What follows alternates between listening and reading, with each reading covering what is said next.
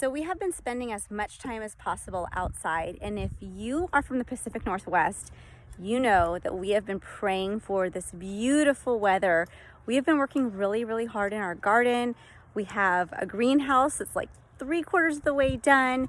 The lean-to, which you can see in the background back there, is almost done on the back of our shop so that we can get our shop cleared out, which means we can do more projects in our shop. I know my husband really loves that. But for today, we finished school at around noon, which is pretty typical for us. And now we're out in the garden, because what better way to learn and teach my kids than in the garden? So my kids are helping to prepare all of the rows so that we can start bringing in some compost and hopefully get some things in the ground in this next week. It's pretty exciting. Hey Trig, show me what you're made of. Show me those muscles, but don't step all over my lavender.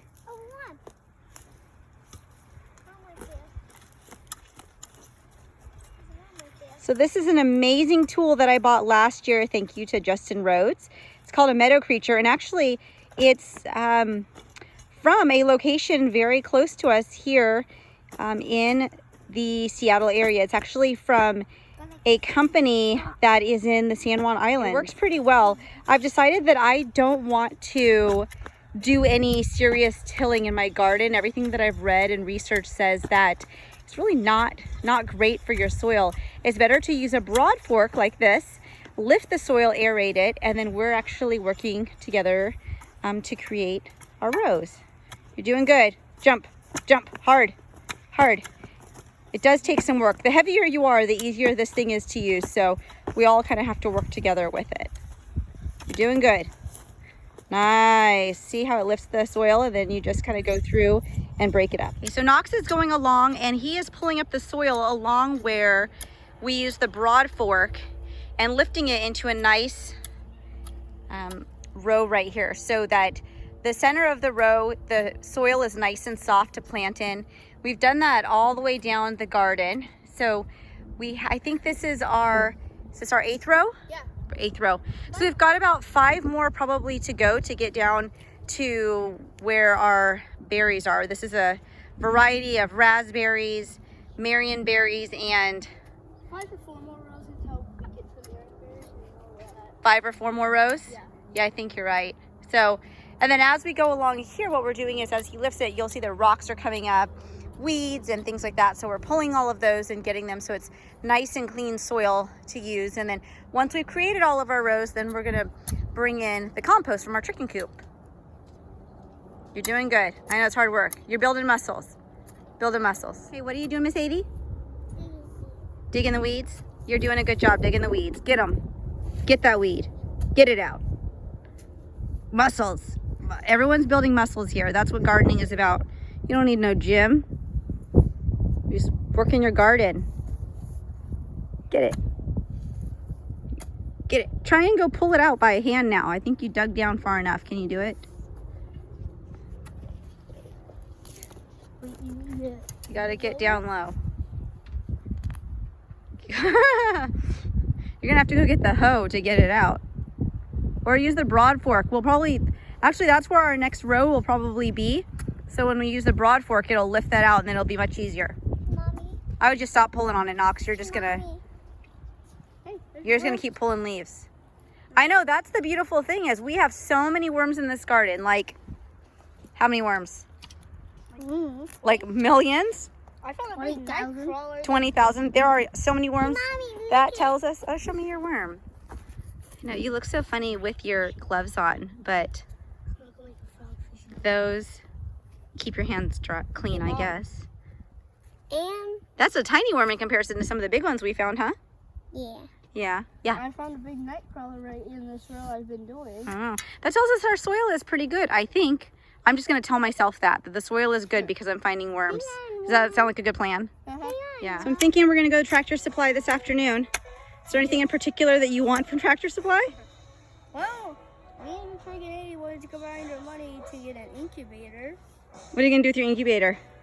Sell chicks for $5. Chicks for $5? So if I sell 20, that's $100. That is $100. But what if your incubator costs you $100? costs me $150. That's what you said on there. Oh, that's right. It's about $150 for a good incubator. But if you don't have enough money, you're probably gonna pay a little bit for it. Oh, you think I'm gonna pay a little bit for Maybe it? a little. Okay. Maybe not that much. So do you know how it works that if you buy a $150 incubator and then you sell $150 in chicks, have you made a profit yet? No, because you have to pay yourself back for your investment of buying the incubator.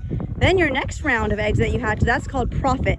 That means whatever you make from that is extra. You have nothing else to pay back to anyone. Sounds pretty good, huh? So that's what the idea is when you have a small business. You invest in something and then you work to make it profitable. I think that if you guys work hard, you could do pretty good at making some money selling chicks. 30 chicks, $15. Yeah, it's pretty good. Would you stop digging in my garden? What is wrong with you? Naughty little Huck. puppy. Go on, get out. I just did that. Come here. Come here, Uncle Greg. What are you doing in there? What are you doing? You wet dog. I always want to pond and do it. Tell me that 180. What the holy cow? That is like a big old fatty. Pooping. Ew. Okay, put them in the soil. Put them in the row. Yeah. That's so big. One. Well, that's the one I was talking to you about. That's how big it was. Yeah. There's some good worms in the soil. But they don't look fat. But like when they're, so when they stretch out, they're so long. But then when they don't, they're like so fat and. I know. Look at that. Holy cow. Whoa, that's so big. Yeah. Good for our soil, for sure. Doink. Ready to go into the store? Yeah. Everyone have their masks on? Yep. Except 80. We're trying to be good citizens and have our masks on for shopping. Let's see your fancy new incubator. You excited? Mm-hmm. Yeah. Holds how many eggs? You know? 22 eggs. 22 eggs. How much did the cabins hold? I don't know. I think his old, can't talk. I think it held 24. But still, 22, what's 22 times 5? Quick math in your head. 22 times 5. Well, 20 times 5, you already figured out that was 100. Yeah. So if I put all the eggs and I sell them all, that would be $110. That's if they all hatch out. Well, but Sometimes there's not great hatch rates. We'll have to see.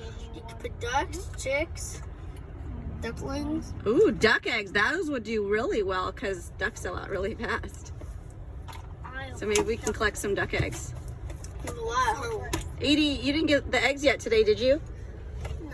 No.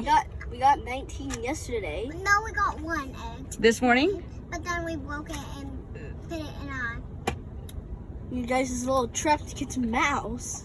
yeah. Oh, okay. Well, that means hopefully there's more eggs that we can use and put in the incubator today.